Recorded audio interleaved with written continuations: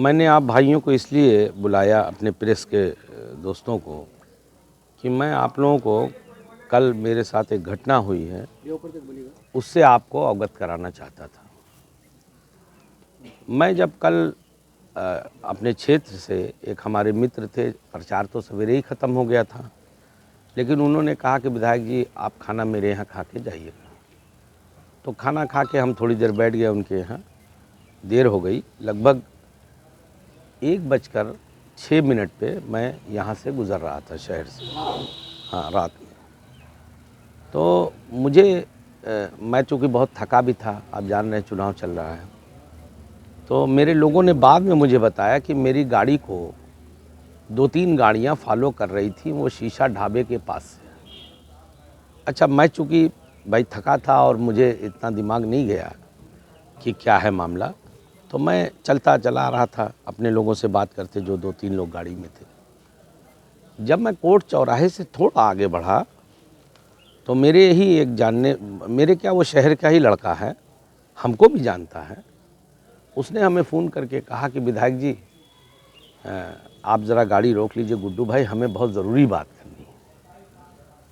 तो मुझे लगा कि शायद कोई आवश्यक बात होगी, और चूँकि एक शहर में रहते हैं, सब लोग एक दूसरे को जानते हैं। तो मैंने कहा गाड़ी रोक लो। उसका नाम है आज़म। जिस लड़के ने मुझे फ़ोन किया, वो फ़ोन नंबर भी है मेरे पास। तो मैंने कहा, तुरंत मैंने ड्राइवर से कहा कि यार गाड़ी रोक लो, वो रिक्वेस्ट कर रहा है। तो मैंने गाड़ी रोक दी। ये गाड़ी कोर्ट चौराहे से थोड़ा, मतलब मुश्किल से आप ऐसे समझिए कि 50-100 मीटर आगे।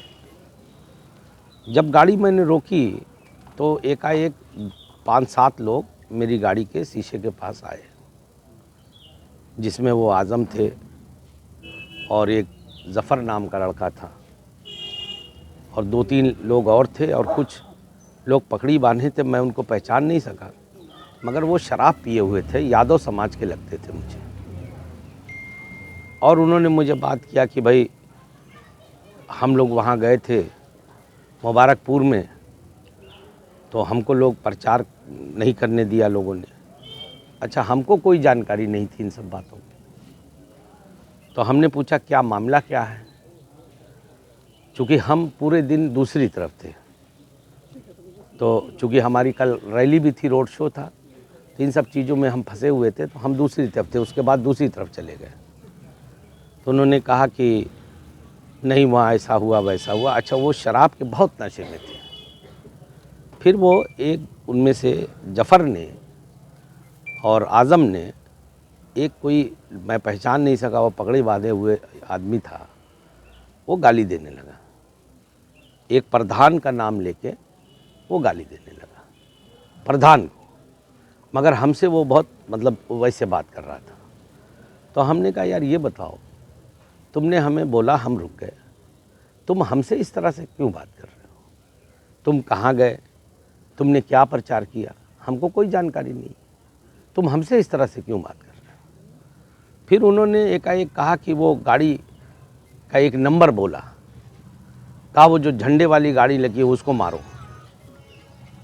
तो एकाएक, अच्छा, उसके बाद लगभग 30-40 आदमी, वो चूँकि गली है दोनों तरफ से, और दोनों गली से वो आदमी पहले से खड़े थे वहाँ पे, और कुछ लोग चौराहे की तरफ से ललकारते हुए, शोर मचाते हुए, एक मुअज़्ज़म उर्फ मामा है, वो उधर से आगे बढ़े। तो हमको लगा कि ये क्या बात हो गई। हम गाड़ी छोड़ के उतर गए। हमने कहा भाई हमारे लोग हैं, उनकी हिफाजत करना मेरा फ़र्ज़ है, मैं उनको छोड़ के भाग तो नहीं सकता था। तो वो बिल्कुल आके उन्होंने मारपीट शुरू किया। हमारा गनर जो है जावेद, और जो मेरा पीएसओ है चौहान, वीरेंद्र चौहान नाम है उसका, मेरे साथ रहते हैं 24 घंटे। और पुलिस ने मुझे एक और सिपाही दे रखा है इलेक्शन के मद्देनज़र। इन तीनों ने हमको घेर लिया कि इनको कुछ ना हो जाए। हमको भी धक्का मुक्की करने की उन लोगों ने कोशिश किया। उसके बाद इन लोगों ने मुझे ज़बरदस्ती, मेरे ही पीएसओ वगैरह ने कहा साहब आप अंदर बैठिए, अंदर बैठिए, अंदर बैठिए। उन्होंने ढकेल के मुझे गाड़ी में बैठा दिया। उसके बाद मेरे साथ जैसे ये अब्दुल्ला रहता है, इसका भाई अली है, इन लोगों ने हाथापाई चालू किया, और मेरे 2-3 लोग और हैं, जैसे इसका कुर्ता भी फाड़ दिया और फिर वो काफ़ी मतलब कुछ हुआ वहाँ पे। गाली देने लगे, MIM को गाली देने लगे और सपा की सरकार आ रही है, हम सबकी औकात बता देंगे, इस तरह की बातें करने लगे। तो अच्छा, मैं अब ज़्यादा कुछ समझ पाता करता, चूँकि एकाएक ये हुआ और हम लोगों की कोई आपराधिक मानसिकता का दिमाग भी नहीं है हमारा। मेरे गनर ने और मेरे ड्राइवर ने मेरी सुरक्षा को लेकर के उन्होंने गाड़ी तुरंत बढ़ा दी आगे, जबकि मैं उतरना चाहता था वहाँ पे। बार बार इनसे कह रहा था नहीं मुझे रोको, मेरे लोग फंसे हैं यहाँ पे। लेकिन ये लोग माने नहीं और लाके गाड़ी सर से घर में घुसा दी। मैंने इंस्पेक्टर साहब को फ़ोन किया, चूँकि रात इतना ज़्यादा था, मुझे संकोच हुआ कि मैं कप्तान को फ़ोन करूँ, पता नहीं किस हालत में है। तो मैंने इंस्पेक्टर को फ़ोन किया, 2-3 बार फ़ोन किया, लेकिन उनका फ़ोन उठा नहीं। और उसके बाद जब मैं यहाँ आया तो मुझे कुछ समझ में नहीं आया कि ये क्या घटना हो गई। मैंने पूछा कि भाई ये क्या मामला क्या है, ये क्यों ये हुआ है इस तरह से मेरे साथ, चूँकि मैं इस ज़िले में रहता हूँ, बहुत चुनाव मैंने लड़े हैं, कभी ऐसी चीज़ सामने नहीं आई। हम लोग राजनीति ज़रूर करते हैं मगर पर्सनल किसी से कोई एनिमिटी नहीं रहती, कोई दुश्मनी नहीं रहती। तो मुझे लोगों ने बताया, एक वीडियो दिखाया बाद में, कि असल में मामला ये है, कुछ लोग यहाँ से मुस्लिम समाज के और यादव समाज के गए थे मुबारकपुर में प्रचार करने, समाजवादी पार्टी का, और उन्होंने वहाँ जाके कुछ मुस्लिम समाज के लोग खड़े थे। आप जानते हैं वहाँ लोग दाढ़ी रखते हैं, टोपी लगाते हैं। तो उन्होंने कहा सबके सामने, 50 लोग, सैकड़ों लोग थे, कि ये भाजपा को अगर वो सपा को वोट नहीं दोगे तो भाजपा आ जाएगी, और ये जो दाढ़ी पकड़ के किसी की ऐसे करके बोले कि ये दाढ़ी कट जाएगी आपकी। इस बात के पे वहाँ के लोग थोड़ा नाराज़ हो गए, क्योंकि दाढ़ी थोड़ा एक धार्मिक सेंटीमेंट है लोगों का। कहने लगे आपने दाढ़ी कैसे पकड़ा। इतने में वहाँ कुछ भीड़ जमा हो गई। अच्छा, हम नहीं जानते वो कौन लोग हैं और ये कौन लोग थे। उसके बाद जब भीड़ इकट्ठा हो गई वहाँ पे, तो इन लोगों ने गलत काम किया था। तो वहाँ मुझे पता चला कि कोई अम्मार अदीबी साहब हैं समाजवादी पार्टी के, उनके घर में घुस गए ये लोग। तो भीड़ ने कुछ अपना कहा सुना होगा, तो वो गुस्सा यहाँ लाके हमसे निकाल रहे थे। हमको मालूम भी नहीं आप कहाँ गए, किससे आपने बात किया, वो लोग कौन थे, ये तो बाद में जानकारी हुई हमको। तो मैं इसलिए ये बात आप प्रेस के माध्यम से जनता तक ये पहुंचाना चाह रहा हूं कि डेमोक्रेसी में, लोकतंत्र में सबको अपना काम करने का अधिकार है, अपनी बात कहने का अधिकार है, एक संवैधानिक दायरे में रहते हुए। अगर किसी के साथ लगा कि कहीं कोई ज़्यादती हुई तो कानून है, अदालतें हैं। आप जो है एक प्रत्याशी को, चूँकि हमसे बौखलाहट ये है कि हार रहे हैं सीटें, और आजमगढ़ की अधिकतर सीटें ये डिस्टर्ब हैं, तो अब ये चुनाव को इस तरह से लेना चाहते हैं वो, मुसलमानों को धमका करके, उनकी दाढ़ी पकड़ करके कि नहीं दोगे तो ये दाढ़ी कट जाएगी आप। तो मैंने ये उचित समझा कि आपको भी मैं बताऊं। मैं चूँकि रात बहुत थी, सुबह उठते ही कप्तान साहब को मैंने फ़ोन किया, मैंने पूरी स्थिति बताई। तो उन्होंने कहा कि हाँ, कुछ सूचना तो मिली थी हम लोगों को उस पर, जो उनका कंट्रोल है, मगर पूरी बात समझ में नहीं आया, आपने मुझे बताया क्यों नहीं रात में। तो मैंने उनसे कहा, मैंने कहा भाई साहब मुझे लगा कि रात इतनी है, तो मैं थोड़ा संकोच में पड़ गया। मैंने इंस्पेक्टर को कई बार फ़ोन किया था, इंस्पेक्टर कोतवाली को, क्योंकि मुझे डर था कोई और बड़ी घटना, क्योंकि वो लोग असलहे भी लिए हुए थे और लोहे के राड भी थे उनके हाथ में। एक ने तो रिवाल्वर लेके ऐसे ऐसे कर रहा था, वो तो शायद CCTV कैमरा देखेंगे तो दिख भी जाएगा। तो खैर उन्होंने मुझे आश्वस्त किया और उन्होंने ये बात कही कि नहीं विधायक जी, आप बिल्कुल कानूनी कार्रवाई करेंगे हम, इस तरह की अगर गुंडई हो रही है। लेकिन मैं ये चाहता हूँ आप लोगों से कि ये बात, मीडिया लोकतंत्र का चौथा स्तंभ है, डेमोक्रेसी में इसकी अपनी एक अहमियत है, एक वजूद है इसका। ये बात आप लोग जनता तक पहुँचाएँ कि क्या गुंडागर्दी करके, बूथ कैप्चरिंग करके, प्रत्याशी का रास्ता रोक करके चुनाव जीतेंगे ये लोग। ये लोग इस तरह की हरकत करेंगे 100%। वो लोग चाहते ये थे कि मैं वहाँ रह के कुछ उलझाव पैदा करूँ और मुझे मार दें। वो तो मेरा वीरेंद्र PSO जो है वो आर्मी का आदमी है, वो सब सूझबूझ वाले हैं। गनर था मेरा, 2 पुलिस वाले थे। इन लोगों ने शायद स्थिति को भांप लिया, मैं तो सीधा साधा आदमी हूँ, मैं नहीं समझ पा रहा था इसको। तो मैंने बाद में बल्कि कहा भी, मैंने कहा तुम लोग मुझे छोड़ते यार, मुझे अच्छा नहीं लग रहा, मेरे आदमियों से मारपीट हो रही, मार रहे हैं वो लोग मेरे आदमियों को बुरी तरह से। कहने लगे साहब आपकी सुरक्षा ज़्यादा जरूरी है, वो लोग आपको मार देते, वो असलहे लेके खड़े थे। कितने लोग दिए हैं कि नहीं आप? हाँ, दे दिया थाने। हाँ, हमने तो लगभग 7-8 लोगों को नामजद किया है और 40-50 लोग थे, उनको हम सबको पहचानते नहीं है असल में। रात का वाकया। मामा है किस पार्टी से जुड़े हैं? समाजवादी पार्टी के लोग हैं यार, कैसी बातें आप लोग करते हैं, जुड़े नहीं हैं, ये उनके रजिस्टर्ड गुंडे हैं। ये हैं जफ़र इकबाल, गलत नाम लिया मैं, जफ़र आज़मी, और ये वो क्या नाम है उसका, आज़म, ये सब एक नंबर के हिस्ट्री सीटर, असफर, ये सब एक नंबर के हिस्ट्री सीटर गुंडे हैं। इनके नाम संगीन धाराओं में मुकदमे दर्ज हैं, अपराध करना इनका पेशा है। They are professional criminal. ये कहीं कहीं अबू हासिम से भी करीबी है। 100%। हमको कोई डर थोड़ी है किसी का। हम एक बात बता दें, हम शरीफ आदमी, हो सकता है कल मेरी हत्या हो जाए। मैं आपको ये भी बताना चाहता हूँ कि आप जनता तक पहुँचा दीजिए कि मैं ये अब मुझे इस बात का शक है कि हो सकता है कल मेरी हत्या भी हो जाए, मेरे साथ कोई, मगर मैं रुकने वाला नहीं। डेमोक्रेसी में लड़ाई लड़ना हम लोगों का हक है।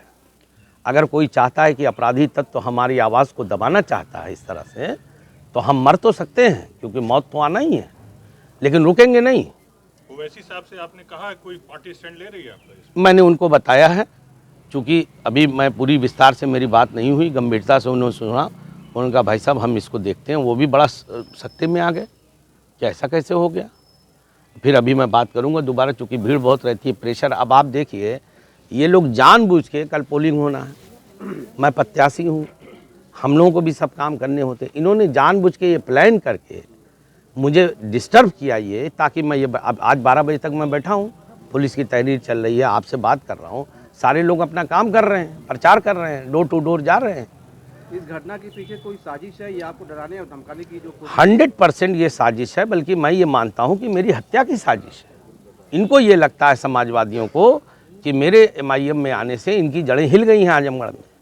जो इनकी दादागिरी थी, जो इनका तुष्टीकरण की राजनीति थी हिंदू मुसलमान करके वोट लेने की, उसमें कहीं ना कहीं मुस्लिम समाज ने इनको अंगूठा दिखा दिया है। इनकी औकात समझ में आ गई हर सीटों पे। तो अब इनको कुछ नहीं चलता तो वो सोचते हैं गुड्डू जमाली के हो मार दो, तो मार दो, हम कोई डरते थोड़ी हैं तुमसे। मौत तो आनी ही है, हम जानते हैं मौत आनी, और हम इनसे डरते भी नहीं हैं। लेकिन मैं ये चाहता हूँ कि ये बात जनता जाने और इनके असली चेहरे को पहचाने। आप किसी की दाढ़ी पकड़ के कहेंगे कि तुम अगर सपा को नहीं दोगे, भाजपा आके तुम्हारी दाढ़ी काटेगी, तो भाजपा जो कर रही है वो अपनी जगह पे है। आप क्या कर रहे हैं? आप क्या कर रहे हैं? मारपीट में आपके पक्ष से कितने लोग घायल हैं? मतलब आपने भाई, अब्दुल्ला से मारपीट हुई, इसके भाई से मारपीट हुई, मेरा PSO जो वीरेंद्र था उससे मारपीट हुई, 3-4 लोग और हैं। अब मैंने सबसे तो नहीं पूछा, रात बहुत हो गई थी, लेकिन ये लोग थे, मैं डिस्टर्ब था बहुत, मुझे थोड़ा धक्का भी लगा इस बात से कि यार ये पहले ओवैसी साहब के साथ हमला हुआ था, उनके ऊपर हमला हुआ था, फिर आपके ऊपर रात में। अब असल में ऐसा है कि जो लोग ऐसा है, जो लोग भी, इन लोगों को ये लगता है कि जो लोग चूँकि दबाने की ताकत से इस्तेमाल करके दबाने की कोशिश हो रही है।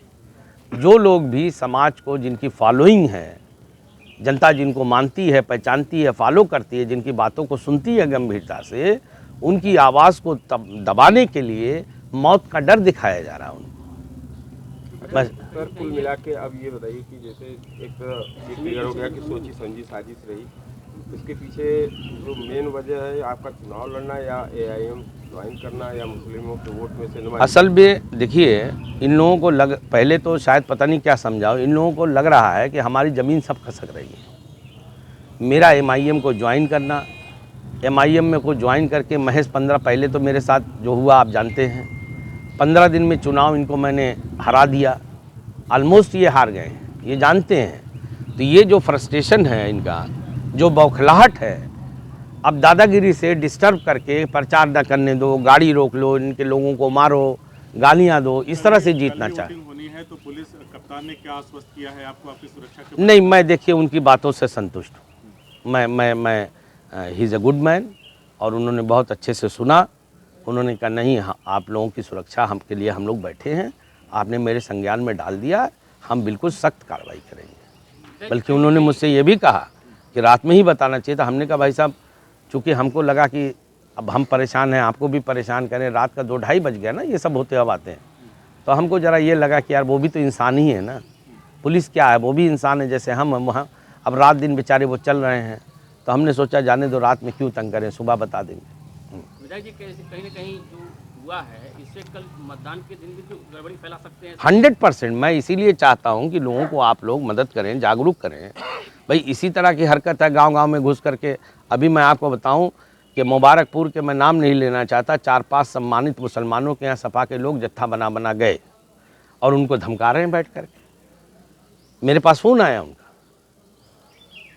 बढ़ल गए, यहाँ गए, वहाँ गए, 50 जगह कि आप देख लीजिए चुनाव के बाद भी हमको यहीं रहना है और सरकार नहीं आई तब भी हम यहीं रहेंगे, सरकार आई तो हम तो रहेंगे ही रहेंगे, आपको हमारे पास ही आना है। तो चुनाव का जो स्तर है इनका, ये शुद्ध रूप से, आई एम सॉरी टू से, बट दे आर क्रिमिनल्स। क्या प्रशासन से मांग आपकी है? मेरी मांग है कि उनको उठा के तुरंत संगीन धाराओं में, जो भी इनकी संगीन धारा बनती है, मैं तो कहता हूँ अटेम्प्ट टू मर्डर है मेरा ये, जो सुसंगत धाराएं हैं उसमें कार्रवाई करे और तुरंत उठा के बंद करे, ताकि भय का माहौल ख़त्म हो, सारे लोग एक इंडिपेंडेंट माइंड से बिना डर के चुनाव लड़े। ऐसे तो मेरे आदमी डर जाएंगे सब। आपके यहाँ सैकड़ों लोग जमा हैं, उनको कैसे आपने आश्वस्त? नहीं, मैंने तो उनसे यही कहा, देखिए ऐसा नहीं है, हमारा मोहल्ला भी मानता है, सारे लोग मानते हैं। उसी वक्त रात में यहाँ 500 आदमी आ गए और कहने लगे चलिए उनके घर चलते हैं। हमने कहा देखो हम गुंडे नहीं हैं, वो गुंडे हैं, हम गुंडे नहीं हैं, यही फ़र्क है हम शरीफ आदमी हैं। हमसे कोई गुंडई कर सकता है, हम उसको कानून के अंदर रह के, जो हमको कानूनी अधिकार है डेमोक्रेसी लोकतंत्र में, लॉ ऑफ लैंड है यहाँ पे, मैं उसको फॉलो करता हूँ, उसको मानता हूँ। मैं इसको कानूनी कार्रवाई कराऊंगा। मैं किसी के यहाँ नहीं जाऊंगा कि तुमने ये क्यों किया, कि तुमने, मैं पुलिस के पास जाऊंगा, मैं अदालत के पास जाऊंगा। CIB इंडिया न्यूज की सभी खबरों को देखने के लिए लाल रंग की बटन को दबाकर चैनल को सब्सक्राइब जरूर करें, घंटी जरूर दबाएं ताकि हमारी सभी खबरों के नोटिफिकेशंस आप तक पहुंचते रहें।